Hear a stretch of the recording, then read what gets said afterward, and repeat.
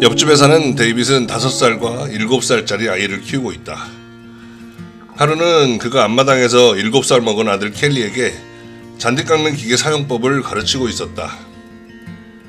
잔디밭 끝에 이르러 어떻게 기계를 돌려 세우는지를 설명하고 있는데 그의 아내 잔이 뭔가 물으려 그를 소리쳐 불렀다.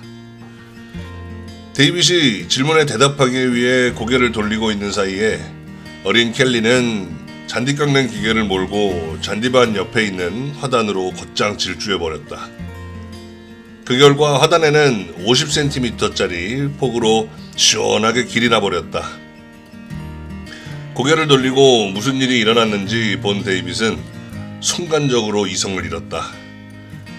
데이빗은 수많은 시간과 노력을 들여 그 화단을 가꾸었으며 그로 인해 이웃의 부러움을 한몸에 받고 있는 터였다. 그가 아들을 향해 소리를 내지르려는 순간 재빨리 그의 아내 잔이 달려와 그의 어깨에 손을 얹으며 말했다.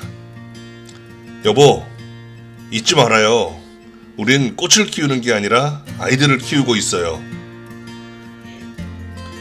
잔의 그 말을 들으면서 나는 자식을 가진 모든 부모들에게 가장 우선적인 사항이 무엇이어야 하는가를 깨달았다. 아이들의 자존심은 그들이 부수거나 망가뜨린 그 어떤 물건보다도 중요하다. 야구공에 박살난 유리창, 또 부주위에 쓰러진 램프, 부엌바닥에 떨어진 접시 등은 이미 깨진 것이다. 꽃들도 이미 죽었다. 그렇다고 해서 거기에다 아이들의 정신까지 파괴하고 그들의 생동감마저 죽여서야 되겠는가. 몇 주 전 나는 스포티하게 입을 옷을 사러 갔다가 가게 주인인 마크 마이클과 함께 아이들 키우는 문제에 대해 대화를 나눈 적이 있다. 그는 일전에 아내와 7살짜리 딸아이를 데리고 저녁 외식을 하러 갔었다고 했다. 그런데 딸이 식탁에서 물컵을 엎질렀다.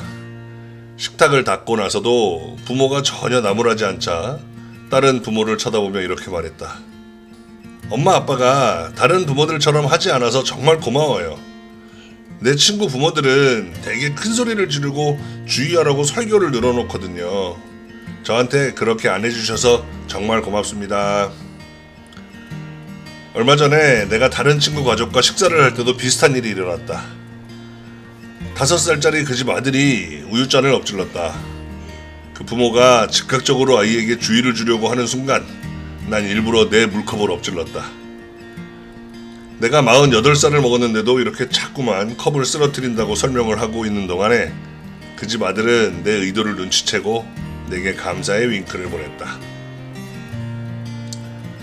우리가 아직도 삶을 배워나가고 있는 중이라는 사실을 잊기란 얼마나 쉬운가. 최근에 나는 스티븐 글렌으로부터 어느 유명한 과학자에 대한 이야기를 들었다. 그 과학자는 매우 중요하고 아주 획기적인 의학 발견을 많이 이룬 사람이었다. 한 신문과의 인터뷰에서 그는 기자로부터 평범한 사람들보다 훨씬 더 창조적이 될 수 있었던 비결을 말해달라는 질문을 받았다. 어떤 것이 그를 그렇게 특별한 인간으로 만들었을까? 이 질문에 그는 자신이 4살이었을 때 어머니와 함께 나눈 경험을 예로 들었다. 어느 날 그는 냉장고에서 우유병을 꺼내다가 그만 바닥에 떨어뜨리고 말았다. 미끄러운 우유병은 바닥에 떨어지면서 주방 바닥 전체를 흰 우유 바다로 만들었다. 주방으로 들어온 그의 어머니는 그에게 고함을 치고 훈계를 늘어놓는 대신 이렇게 말씀하셨다. 로버트, 도대체 무슨 걸작품을 만들어 놓은 거니? 이런 엄청난 우유 바다는 처음 보는구나. 어쨌든 이미 저질러진 일이니 내 마음대로 우유를 갖고 놀아보렴. 그런 다음 함께 닦아내자꾸나. 실제로 그는 엄마의 말대로 바닥에 쏟아진 우유를 갖고 장난을 치며 놀았다. 몇 분 뒤 어머니가 말했다. 로버트, 이렇게 어질러 놓은 다음에는 반드시 깨끗이 치우고 제자리로 돌려놔야 된다는 걸 너도 잘 알고 있겠지? 그런데 어떤 식으로 치우면 좋을까? 스펀지를 쓸까? 아니면 수건이나 막대걸레를 써서 치울까? 어느 게 좋겠니? 그는 스폰지를 선택했고 그래서 두 사람은 함께 엎질러진 우유를 닦아냈다. 그런 다음 그의 어머니가 말했다.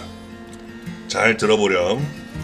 넌 작은 손으로 이 큰 우유병을 드는 실험에서 실패한 거나 마찬가지야. 우리 뒤뜰로 가서 병에다 물을 채운 후 다시 한번 시도를 해볼까? 병을 떨어뜨리지 않고 그걸 옮길 수 있는 방법을 네가 찾을 수 있도록 말이야. 그 결과 어린 소녀는 두 손으로 병의 주둥이를 잡으면 그걸 떨어뜨리지 않고 옮길 수 있다는 걸 배웠다. 얼마나 훌륭한 교육 방법인가. 이 유명한 과학자는 이 일을 통해 실수를 두려워할 필요가 없다는 걸 알았다고 말했다. 그 대신 실수가 어떤 새로운 걸 배우는 기회임을 그는 깨달았다. 과학 실험이라는 것이 바로 그런 것 아닌가?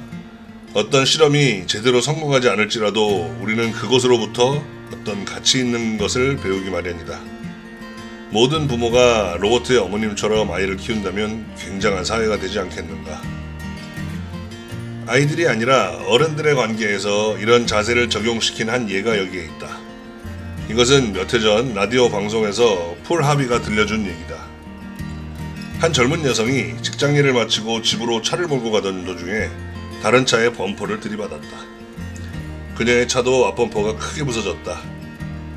그녀가 운전하던 차는 출고된 지 며칠밖에 되지 않은 새 차였기 때문에 그녀는 하늘이 무너지는 것 같았다. 이 실수를 도대체 남편에게 어떻게 설명한단 말인가. 상대편 차의 운전사는 그녀의 사정을 딱하게 여기긴 했지만 사건 처리를 위해 서로의 운전면허 번호와 자동차 등록증 번호를 교환해야 한다고 말했다.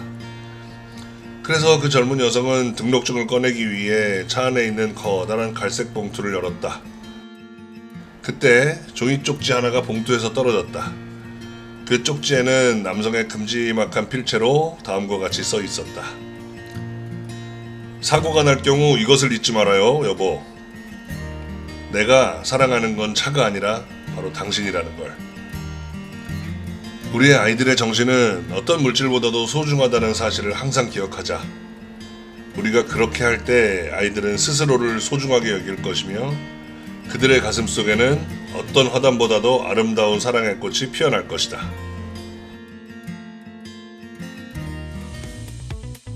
안녕하세요. 좋은 아침입니다.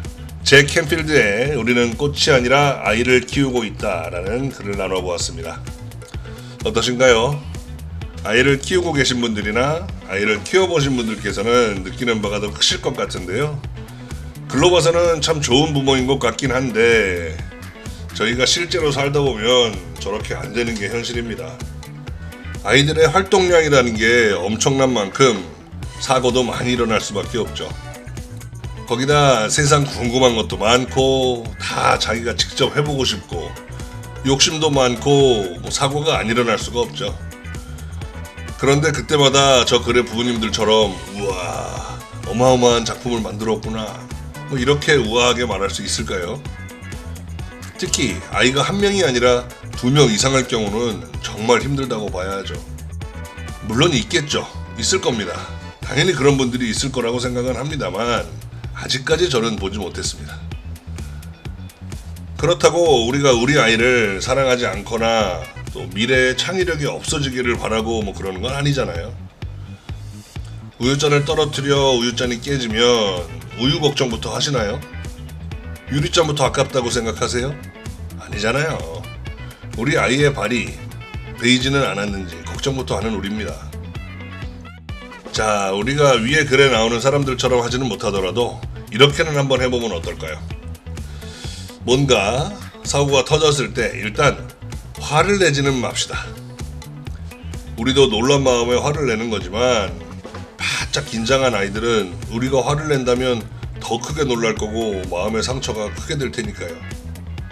두 번째로는 사고가 있었던 날 저녁 잠자리 들기 전쯤 아이도 우리도 마음의 진정이 된 후에 아이에게 얘기해 주기로 하죠. 오늘 너의 실수는 아무것도 아니라고. 아빠도 엄마도 실수를 한다고. 하지만 다음부터는 똑같은 실수를 하지 않도록 조심해 보자고. 왜냐하면 그 실수로 너 자신이나 다른 사람이 다칠 수도 있으니.